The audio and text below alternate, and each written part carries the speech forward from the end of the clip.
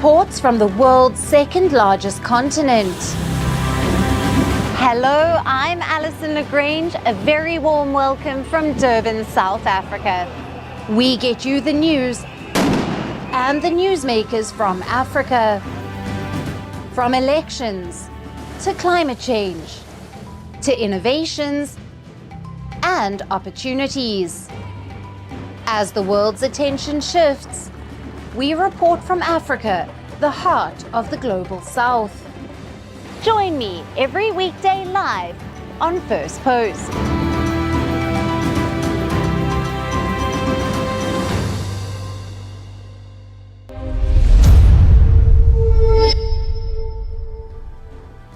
Hello and welcome to First Post Africa, where we get you the top stories from the continent and from across the world. I'm Alison Lagrange, coming to you live from Durban, South Africa. First, let's take a look at the headlines. Germany says the Chinese military targeted a laser at its aircraft during an EU-led Red Sea mission. Calling the incident unacceptable, the German jet abandoned the mission and returned to its base in Djibouti after the incident. The Kremlin warns that sending arms to Ukraine prolongs the war, a day after US President Donald Trump pledged more weapons to help Kiev defend itself. An armed gang kills at least 40 village vigilantes in central Nigeria's Plateau State, says the Red Cross and local residents. The attack came as the vigilantes after earlier clashes in a nearby village that left 10 people dead. A major fire at a key telecom hub in Egyptian capital Cairo kills 4 and injures 22 others, disrupting phone calls, internet access, and some digital banking services. And torrential rains trigger floods in the Himalayan valley between Nepal and China. At least 1 dead and 28 missing as floodwaters sweep away a key cross-border bridge.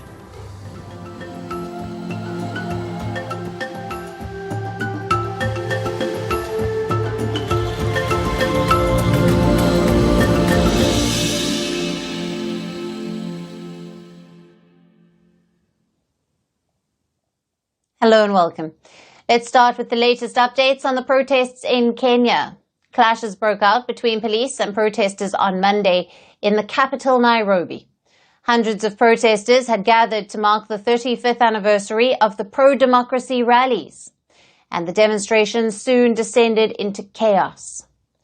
Some footage has emerged from Monday's protests, and it's nothing short of shocking.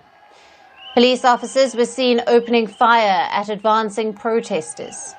In a video, officers were seen thrashing a protester with sticks, guns and boots. Police also fired tear gas and water cannons to disperse protesters. Monday's protests have killed at least 11 people and have injured dozens. Kenyan police said that more than 500 people were arrested during Monday's protests. July the 7th is a special day for Kenya. Every year, activists rally on this day to mark the day in 1990 when opponents of the then President Daniel Arap Moi launched a bid to turn Kenya into a multi-party democracy. The protest is called Saba Saba, or 7-7, in Kiswahili because of the date. Now, in the run-up to the protests and much-anticipated chaos, police had blocked major roads leading into Nairobi and restricted traffic within the city, leaving streets deserted except for the demonstrators who arrived on foot. Most schools and at least one shopping mall were shut in anticipation of unrest. And then, as feared, chaos broke out. Following the bloody protests, Kenya's human rights watchdog has made some serious claims. It said that criminal gangs wielding whips and machetes appeared to be operating alongside the police in Nairobi and the Rift Valley town of Eldoret. Frustration among the people of Kenya is growing day by day, from police brutality and corruption to political instability and a crackdown on dissent. The Kenyan youth are angry at many things. And the recent death of the blogger Albert Ojwang in police custody last month has further fueled this anger. Last month, on the 25th of July, nationwide demonstrations were held to protest against Ojwang's death and to mark the first anniversary of the anti-tax rallies.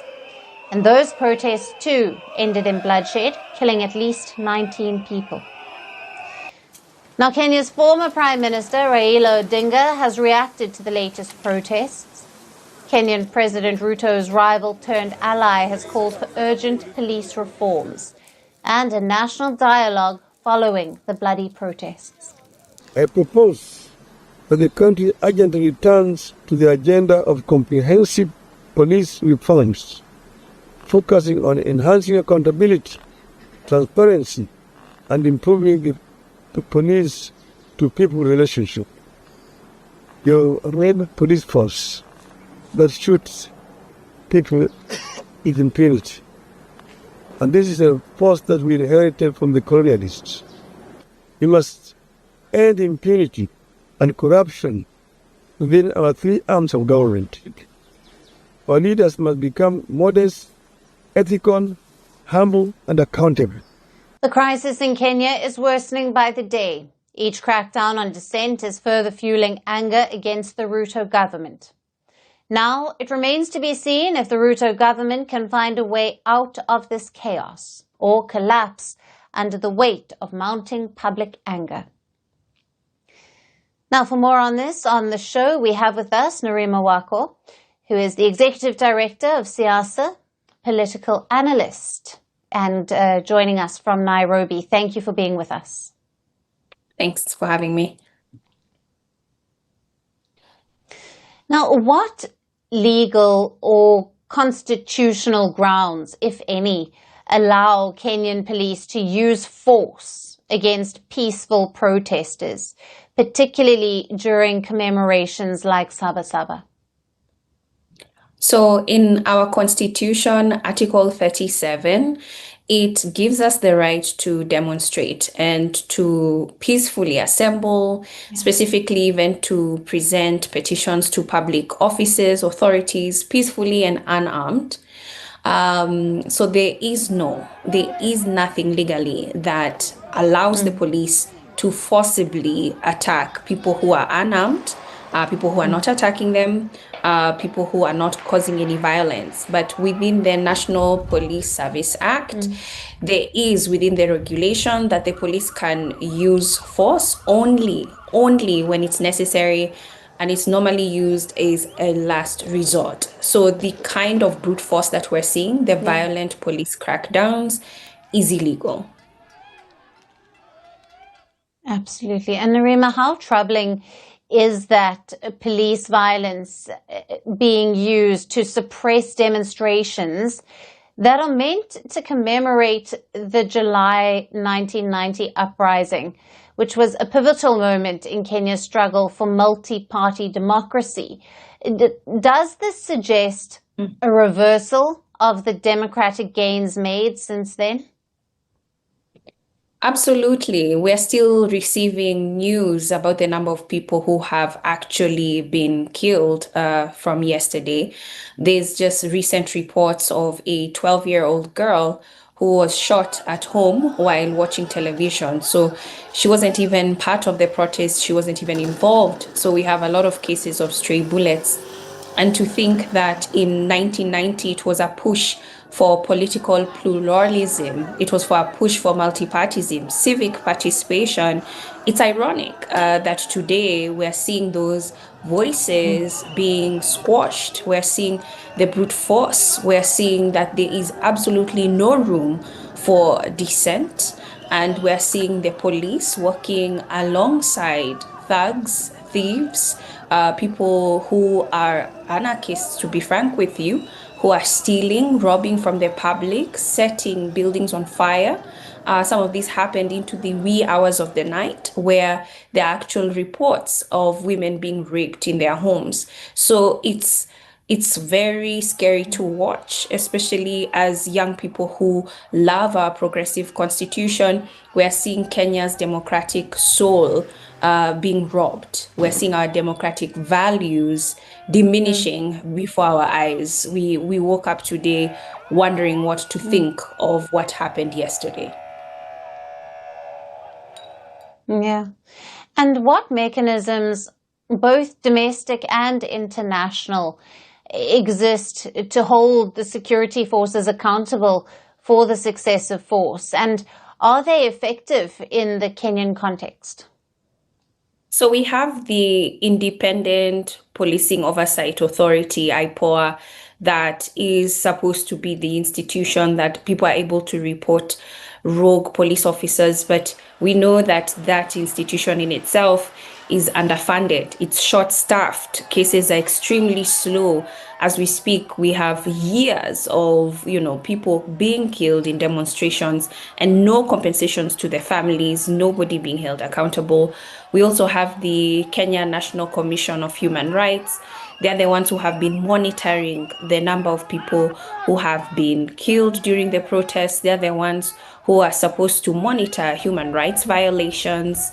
Those are within country, but again, even their numbers, where we're starting to find that there are cases of individuals who have bullets and those bullets being removed so it's not linked to the demonstrations. So as much as they're there, we're seeing civil society doing a lot of the documentation, which is important.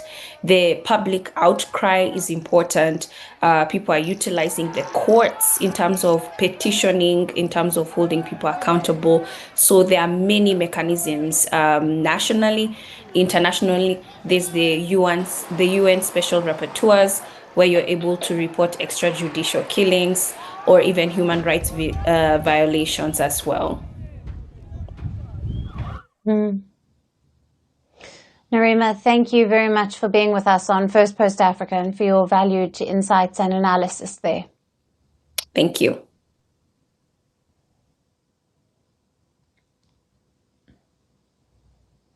Shifting focus now, US President Donald Trump has launched a tariff blitz on multiple nations, and South Africa has been swept into it. Trump has sent a letter to South African President Cyril Ramaphosa. He has warned him of a 30% reciprocal tariff starting the 1st of August. He claims the duty reflects trade barriers the US faces. Similar letters went to 13 other nations, including allies Japan and South Korea, facing up to 25% tariffs. Laos and Myanmar face the steepest, up to 40%. South Africa has criticized the US tariff rate, saying the calculation is inaccurate and misleading. Still, it says talks with Washington remain open. To understand what's going on, let's take you back to April, when Trump announced his Liberation Day tariff plan. He threatened duties of 10% to 50% on dozens of countries. But he put the tariffs on hold for 90 days, giving countries a window to strike trade deals. Trump promised to secure 90 deals in 90 days before the 9th of July. But only 2 deals have been sealed so far, with Vietnam and the UK. And a fragile truce has been reached with China. Now, as the deadline is slipping, Trump extended it to the 1st of August. But he has issued fresh warning letters to 14 countries, including South Africa, threatening 25% to 40% tariffs if no deal is reached. We've made a deal with United Kingdom. We've made a deal with China. We've made a deal. We're close to making a deal with India. Others we met with, and we don't think we're going to be able to make a deal. So we just send them a letter. If you want to play ball, you have to. This is what you have to pay. So as far as I'm concerned, we're done. We're sending out letters to various countries, telling them how much tariffs they have to pay. Some will maybe adjust a little bit, depending if they have a cause. We're not going to be unfair about it. And actually, it's a small fraction compared to what we should be getting. We could be asking for much more. But for the sake of relationships that we've had with a lot of really good countries, we're doing the way I do it.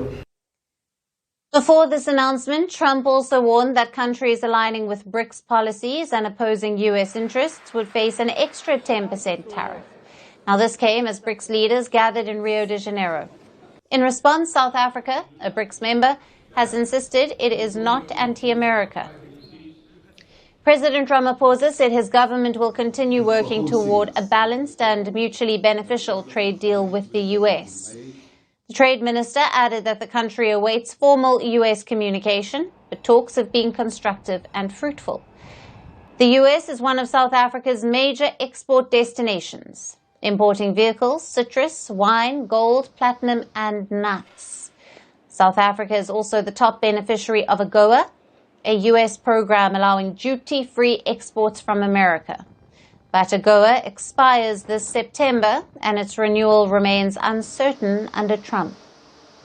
Trade was also central to Ramaphosa's recent visit to Washington, but the trip was overshadowed by Trump's accusation of white genocide in South Africa. The visit culminated in a heated exchange in the Oval Office. Despite that, Ramaphosa called the visit a success, saying real progress was made on trade. But the tariff threat tells a different story. South Africa's rand fell on Monday as markets reacted to the tariff warning. The currency was down 1%, trading at over 17 rand to the dollar. So with the clock ticking to the 1st of August, the ball is now in South Africa's court. Will diplomacy prevail, or will the tariff hammer fall?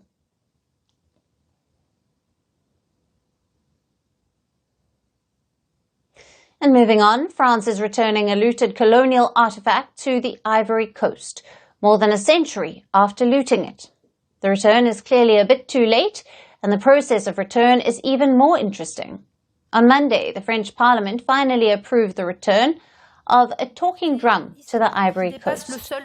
France's lower house of Parliament approved removing the artifact from the National Museum collections to enable its return, after the upper house Senate backed the move in April.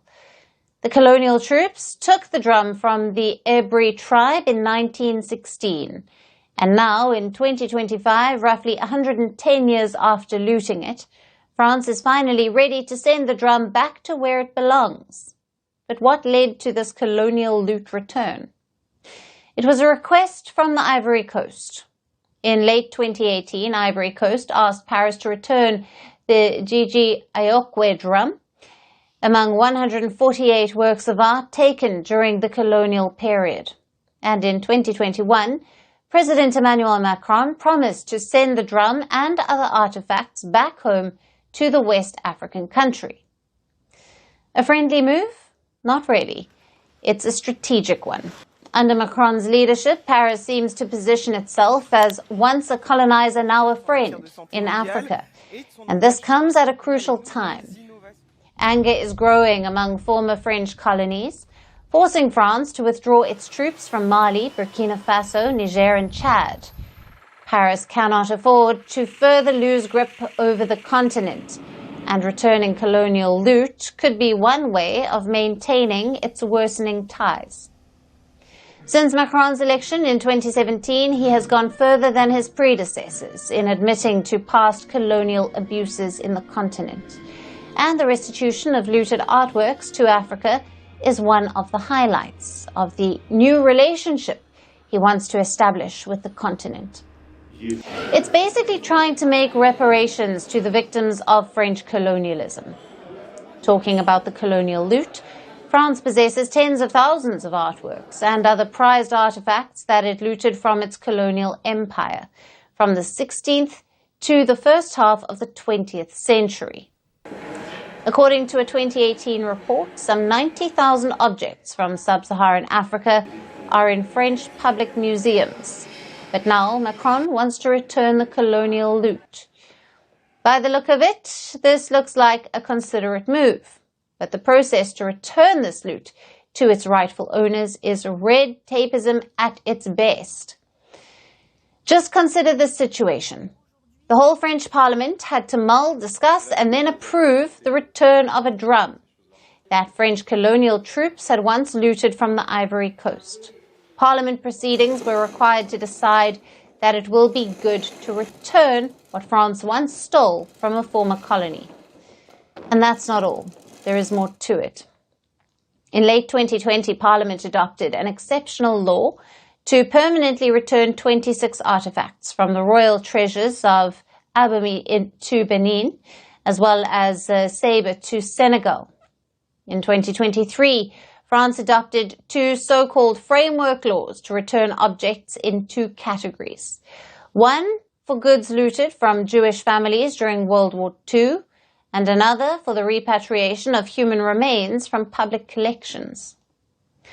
On France's part, returning colonial loot looks like a noble step, but it would be much better if the process was maybe a bit faster and did not involve the whole parliament. And our last story is about Elon Musk's Starlink, SpaceX's satellite internet service, which is being hailed as a digital revolution. Starlink is bringing high-speed internet to the most remote corners of Africa, and it's bridging the digital divide, boosting innovation and fueling economic growth. But what if we told you it could also be boosting terrorism? Reports say Starlink is now in the hands of terrorist groups. Violent extremists across Africa are using it to gain a deadly edge. This is as per a report by a global initiative against transnational organized crime. As per the report, violent extremist groups and criminal networks across the Sahel are exploiting Starlink. Now, this is to enhance coordination, evade security forces, and to sustain illicit operations. The report mentions that groups like JNIM, an al-Qaeda offshoot active in the Sahel, or ISWAP, or the Islamic State West Africa province, have access to Starlink internet. It also mentions Azawad rebel factions active in Mali, and all of these groups have launched deadly attacks both on civilians and soldiers. The report also mentions criminal gangs and traffickers in Niger, Mali, Chad, Libya, and Nigeria. Now we come to how they are using Starlink to their advantage. The report states that Starlink is helping them with encrypted communication in ungoverned areas, including real-time battlefield coordination, propaganda, distribution through social media, and also evading surveillance more effectively than other traditional networks. For years, extremists have used digital tools for propaganda and planning. Starlink has reportedly taken this to a new level. The system works even in places with no cell towers or infrastructure, and unlike mobile networks, Starlink is harder to track or shut down. Starlink is currently active in 22 African countries, including Nigeria, Kenya, Ghana, Mozambique, Rwanda, Malawi, Zambia, Benin, Togo, Angola, and others. Now, several of these nations face active terror threats. So what are African nations doing to tackle the threats? Some governments have acknowledged the danger. Niger and Chad have legalized Starlink in an attempt to regulate usage and to stop smuggling. They now require device registration, but enforcement remains patchy. Meanwhile, smugglers still dominate the market, charging high prices and using bribery to move kits across borders. Security agencies lack training and tools to track Starlink traffic. Now, some countries are exploring geofencing to block service in sensitive areas, but that risks cutting off civilians who desperately need connectivity. So while Starlink promises to bridge Africa's digital divide, it also is a double-edged sword. On one side, it is transforming lives. On the other, it's being exploited by extremists, and governments are trying to regulate it. But weak borders, limited enforcement remain a challenge. And that's it on the show for today. We will see you again tomorrow at the same time. Thank you for watching, and goodbye.